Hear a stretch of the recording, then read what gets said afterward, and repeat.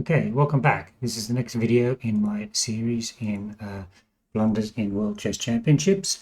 Last two matches have been between Bogolyubov and Alekhine, and there was quite a lot of errors and blunders in those matches. Now in 1935, it's a new challenger, Max Euwe, and the standard of the game a little bit better, I believe, so that there are less juicy blunders to look at this time around, but still we'll have a chance to look at 3 games. So first off, just a bit of background to the match. Euwe was from Holland, and he'd been there and thereabouts for the whole sort of period, basically from 1925 onwards. He narrowly lost a couple of matches against Bogolyubov. He lost a match to Capablanca, and then he drew a match 8-8 in 1932 with Max Euwe. This is all from Wikipedia, by the way. And then just a summary. According to Ruben Fine, these results establish Euwe and Floor as Alekhine's most credible challengers.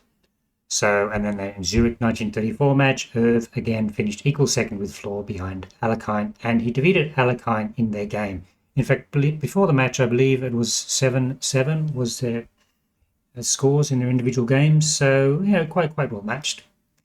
And as a result of this, he challenged for the championship in 1933. Alekhine accepted, and the match was arranged for 1935. Okay, that's enough of the background. So let me switch over to my summary chart so we can have a look at what the match looked like. You can see the top right chart there.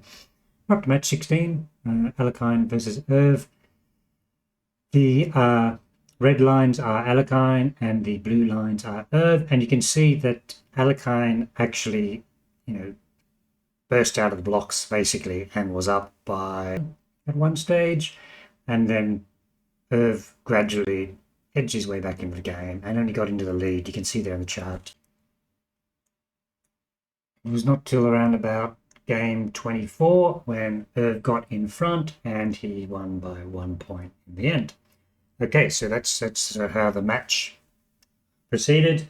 Let's have a look. I'm going to look at 3 games: game 2, game 16, and game 25. So you can see I've already loaded up game 2. And looking at the bottom right chart, you can see why I've included this. It's not the worst blunder in the world, but it's a double blunder. So first of all, around move 35, Euwe blundered a winning advantage back to pretty much even. And then Alekhine returned the favor a couple of moves later. So let's have a quick look at this position. Black's move 36, and White's big advantage, ++3, according to the computer, is very much a function of the advanced B pawn, which is going to cost Black some material. In fact, there's a continuation here where it actually thinks that the best continuation is for White to move across to B3, and then Black does something, do that, and just pick up the E pawn, and Black's in a lot of trouble. Not just the advanced B pawn, but also very weak down the F file. So that's what White could have done. It's not the only continuation. There's quite a few moves that give White a +3 advantage in this initial position.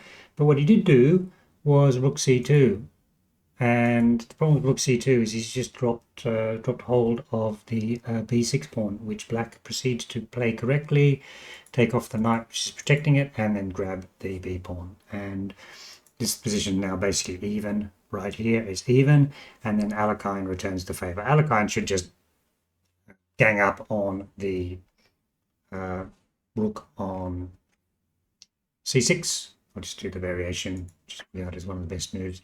So now the Rook can't be held, so Rook takes Rook, and then Queen takes B6, and this position is much more even. Most likely Black will simply blockade on D6, perhaps with the bishop, perhaps with the queen, and hold the E5 pawn as a part of that process, and the worst is over. I mean, obviously, White still does have some nasty checks on F7, but there's no checkmate there, and should be a draw. What Alekhine blundered though. Go back to this position. What he played was rook takes c6. Now this just emboldens, makes the d pawn now once again a very strong pawn on the 6th rank, and still has to cover effectively the weakness of the 7th rank. So this is the game continuation. Queen e7, bishop c4. Once again, I keep on highlighting that square. That's a very important square, and the pawn is protected by the queen, and you know the bishop can protect it as required. So king h6. I mean that makes sense. Get the king out of dodge, and now this is quite a sneaky move. Queen h1, threatening a discovered check,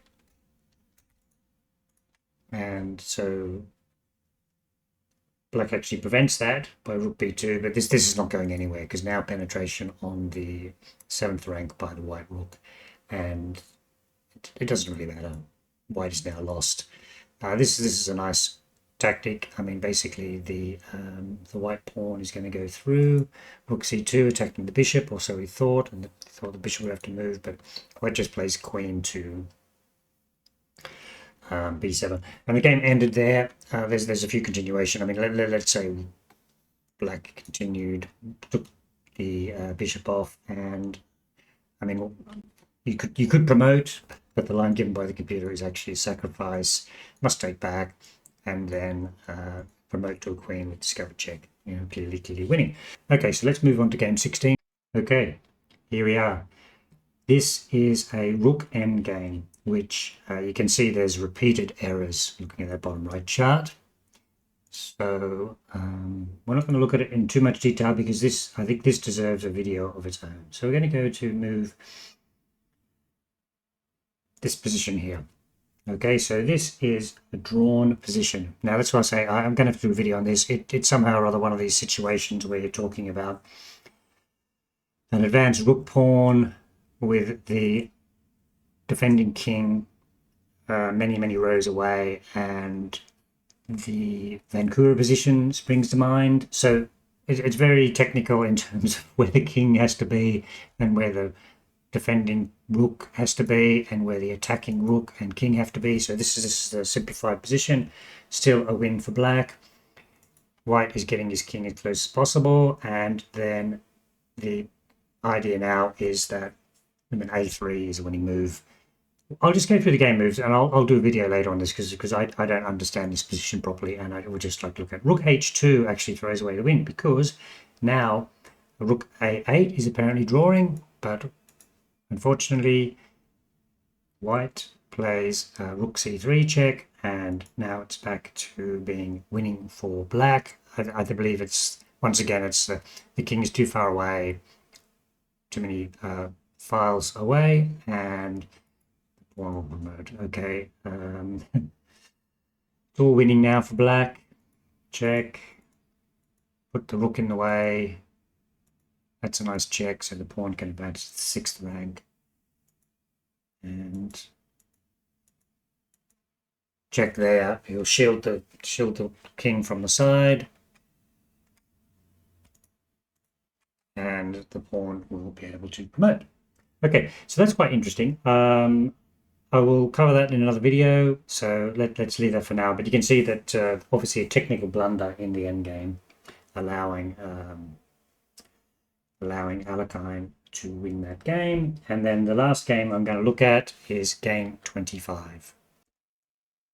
Okay, here's the position, and the computer gives it as a slight edge to black, you know, plus a pawn. So now black's actually up 3 pawns, but you know, white has a strong knight and open lines, and the queen is stopping the black king from getting to safety.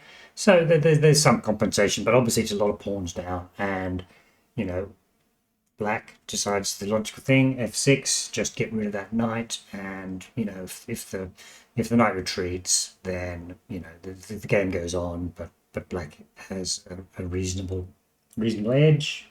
Anything could happen. Now what happens now is the blunder by Alekhine. So bishop g6 check. It's quite a sneaky move.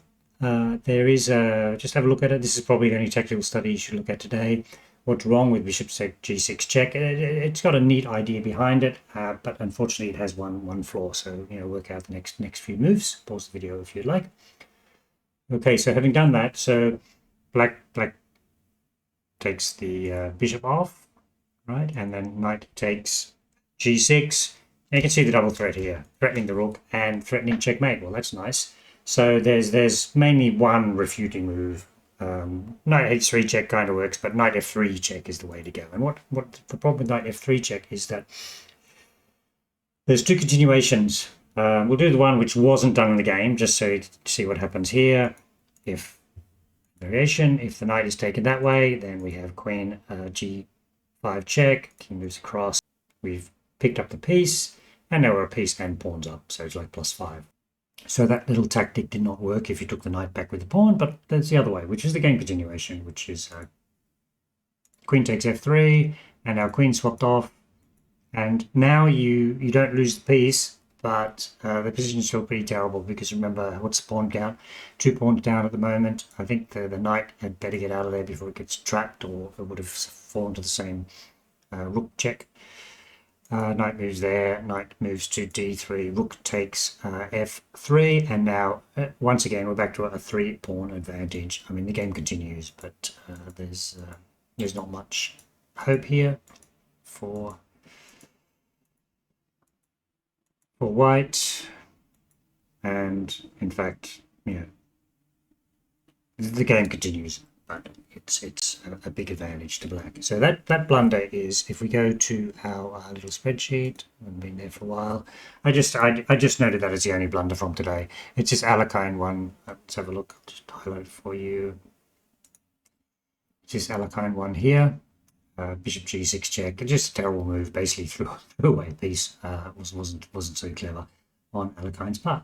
So that was a quick video today. Look, thanks for watching, and we'll get on to the second Euwe match in the next video. We'll have a few more interesting blunders to have a look at. Thank you very much for watching.